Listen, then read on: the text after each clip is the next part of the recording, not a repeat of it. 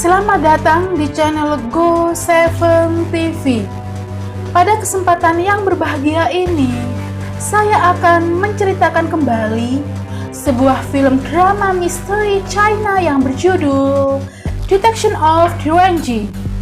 Film ini diproduksi oleh HG Entertainment, dirilis pada tanggal 12 Januari 2020 dan disutradarai oleh Francis Nam, serta diperankan oleh sederet bintang film Mandarin ternama yang diantaranya adalah Mark Yi-heng sebagai Direnji, Zhang Zixuan sebagai Liu Woyu, Xu Yan sebagai Xiao Han, dan Guo Mingyuan sebagai Nona Hu.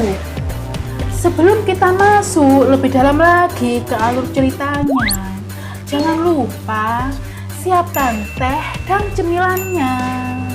Selamat menyaksikan.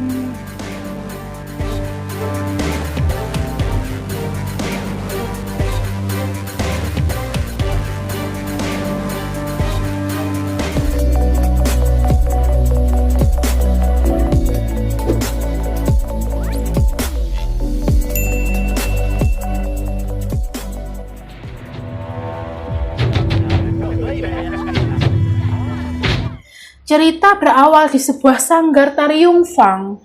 Seorang penari yang bernama Piao Piao tengah mempersembahkan sebuah tarian yang sangat fenomenal. Mereka menyebutnya dengan tarian bidadari terbang. Dengan seutas kain, Piao Piao meliuk-liukkan tubuhnya. Setelah diam sejenak, sang peri pun tersenyum manis, kemudian jatuh terkulai. Keesokan harinya, Direnji yang merupakan seorang perwira ditugaskan untuk menyelidiki misteri tewasnya sejumlah penghuni Yunfang dengan melibatkan seorang tabib yang bernama Meng Xiaobao guna mengotopsi jenazah Piao Piao untuk mencari tahu penyebab kematiannya. Tidak hanya Piao Piao, Diao Sanyo yang merupakan bos pelatih Piao Piao juga ditemukan tewas dalam keadaan yang sama, yaitu tersenyum. Tak mau tinggal diam, Direnji memutuskan untuk menyelidikinya lebih lanjut dengan menemui Liu Woyu, teman Piao Piao, yang juga merupakan penari, untuk menanyainya. Nona Li berdalih bahwa dirinya bukanlah teman baik Piao Piao. Dengan jujur, Nona Li mengungkapkan bahwa dirinya tidak menyukai Piao Piao. Tidak hanya itu, Nona Li berani berspekulasi bahwa bidadari terbanglah yang telah menghabisi Piao Piao. Karena terpengaruh dengan spekulasi Nona Li, Direnji segera beranjak memasuki aula bidadari terbang guna mengamati lukisan tersebut. Tak berselang lama, Direnji dikejutkan oleh munculnya seorang gadis yang tiba-tiba menyerangnya tanpa ampun. Setelah Direnji berhasil merebut tanda pengenalnya, barulah diketahui bahwa gadis itu merupakan pejabat senior kekaisaran yang bernama Xiao Han. Dia ditugaskan untuk menyelidiki kebenaran adanya rumor bidadari terbang di kuil suci yang akan diresmikan gubernurian. Setelah mereka terlibat obrolan singkat, datanglah He Ziwen yang merupakan pelukis. Dia mendapat tugas dari gubernurian untuk melukis bidadari terbang di kuil suci yang akan diresmikan bulan depan. Pada suatu malam, Direnji dan rekannya dikejutkan akan tewasnya Ciu Niang yang merupakan ibu tiri dari Piao Piao dengan cara gantung diri dengan disaksikan Nona Li. Tabib Meng yang mendeteksi penyebab kematian Ciu Niang tidak menemukan tanda-tanda yang mencurigakan dan berdalih Ciu Niang murni gantung diri. Namun tidak dengan Nona Li. Lagi-lagi dia berspekulasi bahwa bidadari terbanglah yang telah menghabisinya. Namun Direnji punya pendapat lain bahwa Ciu Niang tewas dibunuh dan seseorang berusaha merekayasa kematiannya seolah-olah Ciu Niang tewas gantung diri. Rupanya diam-diam Direnji menyelipkan lukisan bidadari terbang dan mencoba mengamatinya. Di saat dia tengah serius, masuklah seorang pelayan yang bernama Nonahu menyuguhkan semangkok mie untuk Direnji. Mendengar hujan turun, Direnji memutuskan untuk keluar dan mengintai Nonali. Tidak disangka Nonashi juga mengintai orang yang sama. Setibanya mereka di dalam aula bidadari terbang, mereka mendapati lukisan bidadari terbang yang tiba-tiba muncul di dinding. Seketika itu mereka dikejutkan akan teriakan Nonali. Begitu mereka menghampirinya, lantas mereka mendapati Heziwen yang merupakan pelukis bidadari terbang tewas dalam kondisi pisau yang masih menancap di dada. Tak sampai di situ, seorang pria bertopeng tiba-tiba muncul dan menyerang Nonali. Direnji dan Nonashi yang melihatnya segera melakukan perlawanan dengan mengeluarkan pedang andalan mereka yang membuat pertarungan semakin memanas. Dengan jurus andalan yang mereka miliki, mereka berhasil memukul mundur pria bertopeng. Singkat cerita, Direnji dan Nonashi menahan Nonali untuk dimintai keterangan terkait tewasnya Heziwen. Namun Nonali menyangkal telah membunuhnya. Dia mengemukakan kembali spekulasinya bahwa bidadari terbanglah yang telah membunuhnya. Namun mereka tidak percaya begitu saja. Malam pun tiba, di mana pria bertopeng menemui Nonali di penjara dan hendak membawanya lari. Namun langkahnya dihentikan oleh Direnji. Dengan menyebutkan nama Meng Xiaobao kepada pria bertopeng, Direnji memintanya untuk menyerah. Ditemukan fakta bahwa pria bertopeng merupakan tabib Meng. Tanpa basa-basi, Nonashi menanyakan langsung alasan mereka membunuh keempat korban dari Yunfang. Nonali yang tidak mau kekasihnya di penjara mengakui semua kesalahannya dan meminta Direnji melepaskan tabib Meng. Begitupun juga sebaliknya, tabib Meng mengakui semua kesalahannya dan meminta Direnji melepaskan Nonali. Tak mau dibuat bingung, Direnji memutuskan untuk menahan keduanya. Setelah mereka berhasil menemukan penyebab kematian para korban, segera Direnji menemui tabib Meng di penjara untuk menanyakan jenis racun tersenyum dengan bunga. Lagi-lagi tabib Meng menyangkalnya, namun itu tak masalah bagi dirinya sebab dia dan Nonashi hendak pergi ke 5 lembah untuk menemui ahli racun. Namun sesuatu yang buruk terjadi. Sebelum Direnji pergi ke 5 lembah, penjara tiba-tiba terbakar dan menewaskan tabib Meng. Seusai pemakaman tabib Meng, mereka kembali ke rencana semula untuk pergi ke 5 lembah. Setibanya mereka di lembah, puluhan jenis ular menyambut kedatangan mereka. Naas bagi Direnji, tangannya terkena bisa ular ketika menyelamatkan Nonashi. Tidak berhenti sampai di situ, mereka harus berhadapan dengan ular berkepala 2. Beruntung nasib baik berpihak pada mereka. Begitu mereka berhasil memasuki kediaman ahli racun, mereka harus menelan pil pahit ketika mendapati ahli racun sudah terbujur kaku. Direnji yang tidak ingin usahanya nihil, lantas memasuki ruang rahasia yang di dalamnya terdapat 5 elemen yang menggabungkan sebuah formasi. Yang formasi itu dapat dibuka dengan menggunakan tuas yang terdapat di atas tempat tidur. Begitu tuas diputar, terbukalah sebuah ruangan rahasia yang berada di bawah tanah. Begitu mereka turun ke bawah, mereka mendapati rumah racun yang di dalamnya terdapat berbagai macam jenis racun dan penawarnya. Setelah mendapatkan apa yang mereka cari, lantas mereka segera kembali ke kota meninggalkan lembah. Malam pun tiba, seseorang bercadar memasuki aula bidadari terbang. Di luar dugaan, di dalamnya juga terdapat Direnji dan Nonashi yang tengah menunggu kedatangannya. Direnji mengungkapkan kebenaran bahwa yang selama ini mengelabui orang-orang adanya bidadari terbang yang membunuh adalah Nonali. Lantas dia membuka cadarnya dan menyerang mereka menggunakan racun tersenyum dengan bunga.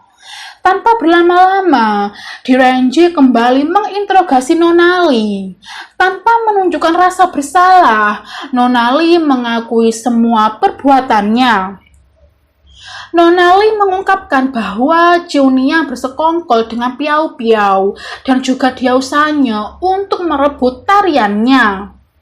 Dan itu tidak akan pernah dimaafkan Nonali. Dia menganggap mereka semua serakah. Seketika itu Nonali menjelaskan secara mendetail bagaimana cara dia menghabisi korbannya satu persatu, mulai dari Diausanya, Piao Piao, dan Chunia. Nonali membunuh semua korbannya dengan racun yang sama, yaitu racun tersenyum dengan bunga. Nonali juga mengakui bahwa sebenarnya dialah yang telah membakar penjara. Namun sangat disayangkan ketika Tabib Meng turut tewas dalam rencana jahatnya. Karena merasa bersalah, Nonali memutuskan untuk mengakhiri hidupnya. Sins berganti di kediaman Nonashi. Rasa penasaran akan kematian kedua orang tuanya membuat Nonashi memberanikan diri untuk bertanya langsung kepada ayahnya yang merupakan gubernur. Ayah angkatnya berdalih bahwa kedua orang tua Nonashi tewas tertembus anak panah dalam perjalanan pulang seusai memenangkan peperangan. Setibanya Nonashi di kediaman Direnji, dia disambut Nonahu yang merupakan pelayan. Dengan ramahnya, Nonahu menyuguhkan semangkok sop ayam kepada Nonashi. Tanpa curiga, Nonashi pun menyantapnya. Dalam sekejap, Nonashi roboh dan tak sadarkan diri. Tak berselang lama, pulanglah Direnji dengan disambut Nonahu sembari menyuguhkan secangkir teh ginseng. Direnji sempat menanyakan keberadaan Nonashi kepadanya, namun Nonahu beralibi bahwa seharian dia di dapur dan tak melihat Nonashi. Begitu Direnji tidak sadarkan diri, tiba-tiba dia sadar dengan tangan yang terikat. Direnji yang penasaran akan jati diri Nonahu menanyakan siapa dirinya sebenarnya. Namun Nonahu tidak serta-merta memberitahukan jati dirinya. Nonahu berdalih, dia takkan membunuh Direnji asalkan dia mau tetap tenang selama beberapa hari. Namun niatnya berubah ketika Direnji mengetahui banyak hal tentang dirinya. Tanpa pikir panjang, dia segera mengeluarkan racunnya. Di luar dugaan, Tabib Meng yang dikira sudah mati ternyata masih hidup. Dia memanggil Nonahu dengan sebutan ibu. Tabib Meng yang sudah lama berteman dengan Direnji meminta ibunya untuk melepaskannya. Namun permohonannya sama sekali tidak digubris. Malah dengan brutalnya dia menyerang Direnji. Namun jurus-jurusnya dapat ditepis dengan sigap oleh Direnji. Nonahu yang mendapati Direnji masih aktif mengungkapkan bahwa tidak mungkin, padahal engkau sudah meminum tehnya. Dengan cerdiknya Direnji mengungkapkan bahwa dirinya belum meminum tehnya. Dia mencurigai Nonahu karena Direnji mencium wewangian Nonashi di pakaian Nonahu. Selama ini diam-diam Direnji mencurigai Nonahu mengingat umurnya yang sudah tua, namun jari-jarinya masih lembut dan kulitnya sehalus sutra. Nona Hu yang mendengar pernyataannya lantas tertawa. Seketika itu dia menarik jarum yang tertanam di rambutnya dan menunjukkan wajah aslinya, kemudian kembali menyerang Direnji tanpa ampun. Namun Nona Hu bukanlah tandingan Direnji. Itulah sebabnya dengan mudah Nona Hu dapat dikalahkan. Dengan liciknya Nona Hu menjadikan Nona Shi tawanan untuk menaklukkan Direnji. Tabib Meng kembali memohon kepada ibunya untuk melepaskan mereka.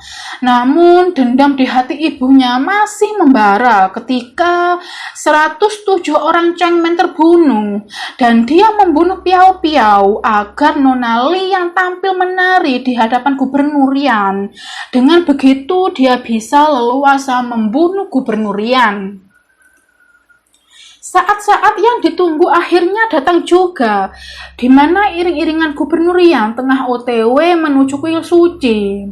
Setibanya di dalam, entah hanya imajinasinya atau apa, tiba-tiba keluar 3 bidadari terbang dari dalam lukisan dan mengitarinya seraya mengingatkan dia kembali di mana 20 tahun yang lalu Gubernur Yan hanya jenderal biasa yang sudah berkeluarga. Dia merayu kaisar agar mau menikahkan putrinya dengan dirinya. Rencana jahat mulai muncul untuk mengabulkan identitas aslinya yang sudah berkeluarga. Dengan sadisnya dia meminta ayah Nona Shi untuk menghabisi warga Chengmen dan juga anak istrinya. Seketika itu muncullah Nona Hu yang turut serta membawa dendamnya untuk menghabisi Gubernur Yan. Namun kekuatannya tidak sebanding dengan kekuatan yang dimiliki Gubernur Yan. Dengan mudah dia dapat dikalahkan. Beberapa saat kemudian datanglah Tabib Meng, Direnji dan Nona Shi yang hendak menghentikan ulah Gubernur Yan. Direnji memintanya untuk menyerahkan diri, namun permintaannya tidak diindahkan dan malah menantang Direnji untuk bertarung. Naas, Direnji kalah dalam pertarungan dan segera Nona Shi menghampirinya. Gubernur Yan yang merupakan ayah angkat Nona Shi memintanya untuk tidak ikut campur. Di luar dugaan, Nona Hu membuka tabir misteri kematian ayah kandung Nona Shi, di mana ayah Nona Shi membantai warga Chengmen atas perintah Gubernur Yan. Untuk menghilangkan saksi, Gubernur Yan menghabisi ayah Nona Shi dalam perjalanan pulang. Mendengar kenyataan pahit, Nona Shi lantas mengungkapkan kekecewaannya terhadap Gubernur Yan, di mana selama ini dia sangat mengasihi dan menghormati Gubernur Yan seperti ayah kandungnya sendiri. Tak mau banyak bicara, segera Nona Shi mengayunkan pedangnya untuk menghabisi Gubernur Yan. Namun keadaan berbalik ketika Gubernur Yan berhasil menawannya. Direnji melihatnya, tentu saja menghalanginya. Tak tinggal diam, Tabib Meng mengayunkan pedangnya untuk menghunus Gubernur Yan. Namun sialnya, Gubernur Yan malah semakin kuat dan berhasil menghempaskan mereka. Tak sampai di situ, dengan teganya dia memukul kepala Nona Shi hingga jatuh terpental dan hendak membunuh Meng Xiaobao. Namun kasih ibu sepanjang masa, di mana ibunya mengorbankan jiwanya untuk menolong putranya, sembari menebarkan wajah Gubernur Yan dengan racunnya, disusul tendangan tanpa bayangan milik Direnji. Di akhir cerita, Gubernur Yan pun dihukum, mengingat dia berjasa dalam bidang militer. Pengadilan mengizinkan dia untuk bunuh diri. Sedangkan Nona Shi terluka parah dan tak sadarkan diri dengan Direnji yang selalu berada di sisinya untuk merawatnya. Dan cerita pun selesai.